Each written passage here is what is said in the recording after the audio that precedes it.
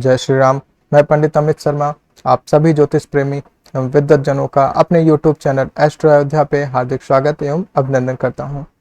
आज हम अपने YouTube चैनल पर ज्योतिष के एक महत्वपूर्ण विषय जिसे हम साढ़े साती के नाम से जानते हैं, कुछ क्षेत्रों में साढ़े साती को पनौती भी कहा जाता है, अढ़ैया को छोटी पनौती कहते हैं। तो हमारे इस YouTube चैनल पर आपको साढ़े साती के ऊपर 2 भागों में महत्वपूर्ण जानकारियां प्रदान की जाएंगी।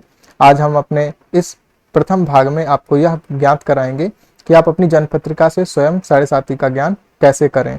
तो आइए हम प्रारंभ करते हैं। साढ़े साती पर चर्चा करने से सबसे पहले हमें यह जान लेना चाहिए कि साढ़े साती को लेकर क्या भ्रामक स्थितियां हो सकती हैं और साढ़े साती कहते किसे हैं। तो साढ़े साती जब शनि का गोचर चंद्र कुंडली से कुछ विशेष भावों में जब शनि गोचर करते हैं तो यह साढ़े साती का समय कहलाता है, जिसके दौरान हम अलग अलग राशियों पे अलग अलग प्रकार से उसके फल प्राप्त करते हैं। कुछ राशियों पे, कुछ लग्नों में हमें इसके ज़्यादा कष्टप्रद स्थिति भोगनी पड़ सकती है और कुछ पे बहुत ही कम नुकसान झेलना पड़ता है और कुछ में बहुत लाभप्रद स्थिति भी होती है। तो सबसे पहले हम उन 2 प्रमुख बिंदुओं पर चर्चा करते हैं जिसके कारण हम साढ़े साती ना चलने पर भी या भ्रमित हो जाते हैं कि हमारी साढ़े साती चल रही है। तो उसमें से पहला बिंदु है कि हम सूर्य की राशि का प्रयोग कर लेते हैं। हमें बिल्कुल ध्यान रखना है कि हमें सूर्य की राशि का प्रयोग कदापि ही नहीं करना है शनि के साढ़े साती का समय ज्ञात करने के लिए। सूर्य की राशि का अर्थ आप सबने कई बार कुछ न्यूज़पेपर में, कई ज्योतिष की पत्रिकाओं में आपने देखा होगा कि वहां पे एक आर्टिकल दिया रहता है कि यदि आपका जन्म 15 जनवरी से या 14-15 जनवरी से 14-15 फरवरी के मध्य है तो आपकी जो राशि है वो मकर है। और फिर उसके बाद वहां पे अगला भाग लिखा रहेगा कि 14-15 फरवरी से लेकर 14-15 मार्च के बीच में आपका जन्म है तो आपकी राशि कुंभ हुई। ऐसी स्थिति में जो यहाँ पे ये तारीख दी हुई होती है कि इस जनवरी माह से 14 तारीख से और फरवरी के बीच में जिन लोगों का जन्म हुआ उनकी मकर राशि हुई, तो वहां पे जो राशि की चर्चा हो रही होती है वो सूर्य राशि होती है और उससे हम मासिक फल का ज्ञान जरूर कर सकते हैं, लेकिन शनि के साढ़े साती का विचार नहीं कर सकते क्योंकि वह हमें चंद्र राशि से ही करना होता है, जिस पर हम आगे अभी चर्चा करेंगे। और दूसरा भ्रम देने वाला विषय होता है, लोग अपने पुकार नाम से यानी कॉलिंग नेम से शनि के साढ़े साती का विचार करने लगते हैं, लेकिन हमें अपने जन्म पत्रिका के जो नाम है उससे ही साढ़े साती का विचार करना होता है। हमारी जन्म पत्रिका का जो नाम होता है वह जन्म के समय चंद्रमा जिस राशि में गोचर कर रहे होते हैं उस नक्षत्र के अनुसार रखा जाता है, उस नक्षत्र के चरण के अनुसार रखा जाता है। तो हमें पुकार नाम से भी अपने साढ़े साती का प्रयोग नहीं करना होता। उदाहरण के लिए मान लीजिए किसी व्यक्ति का नाम आ अक्षर से है, जो उसके पुकार का नाम मेष राशि के अंतर्गत आया, लेकिन हो सकता है कि उस व्यक्ति की जन्म पत्रिका में उसकी राशि तुला हो, वृश्चिक हो, धनु हो। तो इस वजह से जब वह तुला राशि पे साढ़े साती है तो उसका विचार पुनः करेगा और परेशान हो जाएगा कि मेरी तुला राशि पे साढ़े साती चल रही है। फिर वह अपने नाम की राशि मेष पे साढ़े साती चल रही हो तो उसको भी लेके भ्रमित हो जाएगा कि मेरी मेष राशि है तो इसका मतलब मुझ पे भी साढ़े साती का प्रभाव है। पर ऐसा बिल्कुल नहीं होता। जब आपकी जन्म पत्रिका में चंद्र राशि से हम विचार करेंगे शनि के गोचर का, तभी हम उससे यह अनुमान कर सकते हैं कि साढ़े साती चल रही है कि नहीं। शनि के गोचर का अर्थ, सबसे पहले आप गोचर शब्द का अर्थ समझ लें।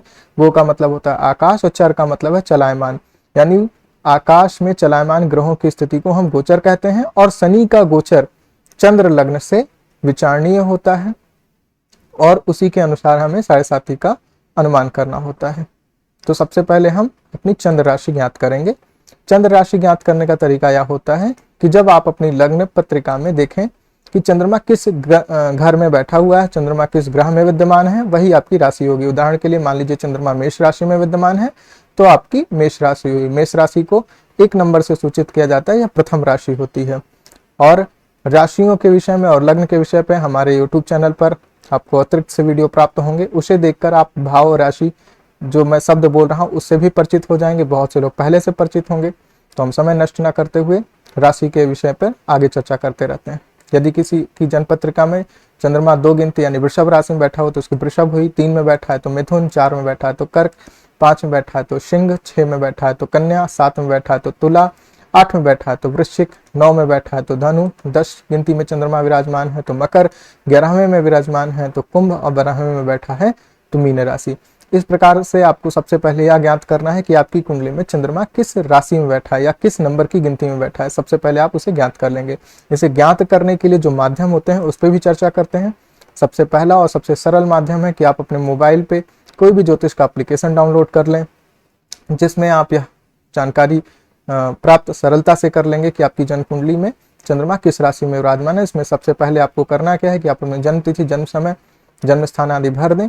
फिर उसके बाद आपको उस एप्लीकेशन पे आपको लग्न चार्ट, सूर्य कुंडली, चंद्र कुंडली सभी प्राप्त हो जाएंगे। तो चंद्र कुंडली या राशि कुंडली जहाँ पे लिखा होगा उस पे आप सबसे पहले देखेंगे चंद्रमा किस गिनती में बैठा है। यदि आपके पास आपकी हस्तलिखित जन्मपत्रिका बनी हुई है तो उसमें भी आपको लग्न, चंद्र लग्न और हो सकता है कि सूर्य कुंडली, नवमांश आदि कई चक्र उसमें आपको लिखे मिल ही जाएंगे। तो वहां से आपको राशि चक्र या चंद्र लग्न चक्र ज्ञात कर लेना है।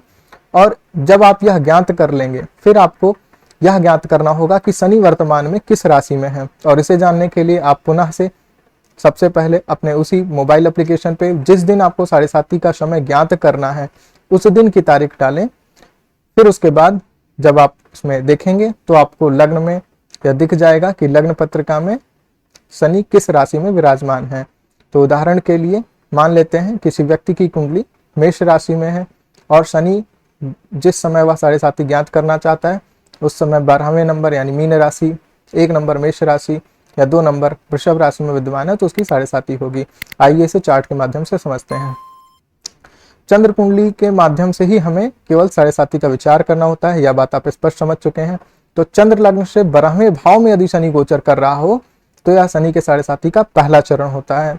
यदि चंद्र लग्न के साथ शनि विराजमान हो तो यह 7:30 का मध्य समय होता है। और यदि चंद्र लग्न से दूसरे भाव में शनि गोचर कर रहे हो तो यह 7:30 का तीसरा चरण होता है। शनि के गोचर का जो समय माना गया वह 2.5 वर्ष होता है। और चंद्र लग्न से 12वें उसके साथ लग्न में और द्वितीय भाव में गोचर करने पे 3 भावों में शनि गोचर कर रहे होते हैं, तब तक आपकी राशि पर 7:30 का प्रभाव होता है। और चूंकि यह 2.5 वर्ष के इनके गोचर का मान 3 भावों में होते हुए 7.5 वर्ष का होता है, इसीलिए 7:30 नाम से भी संबोधित होता है कि इसमें 7.5 वर्ष लगते हैं इसके व्यतीत होने पे। यदि ग्रह मार्गी या वक्री होके राशियों में वृद्धि ना कर रहे हो तो लगभग ये 7.5 वर्ष का ही रहता है और इसे हम 7:30 के नाम से जानते हैं। तो इसका प्रमुख सूत्र हुआ यदि शनि आपकी जन्म पत्रिका में चंद्र कुंडली से गोचर में 12वें भाव में हो या चंद्र के साथ लग्न में हो या द्वितीय भाव में हो चंद्रमा से, तो आपकी कुंडली में शनि के 7:30 का प्रभाव होता है। यह एक मुख्य सूत्र है जिससे आप जानेंगे कि आप में आपकी जन्म पत्रिका पे 7:30 चल रही है अथवा नहीं। अब इसके बाद एक महत्वपूर्ण बिंदु बचता है कि हमारी कुंडली में शनि की 7:30 चल तो रही है पर उसके नुकसान कितने हैं, क्या वह हमारे लिए ज्यादा ही नुकसानदायक है या लाभ भी दे सकता है। इस स्थिति को समझने और जानने के लिए आप हमारे YouTube चैनल पर शनि के 7:30 के ऊपर बने हुए भाग 2 को अवश्य देखें, क्योंकि भाग 2 में आपको यह पूरी जानकारी प्राप्त हो जाएगी कि यदि 7:30 चल रही है तो उसका प्रभाव हम पे किस प्रकार हो। हमारी वर्तमान प्रस्तुति देखने के लिए धन्यवाद। जय श्री राम।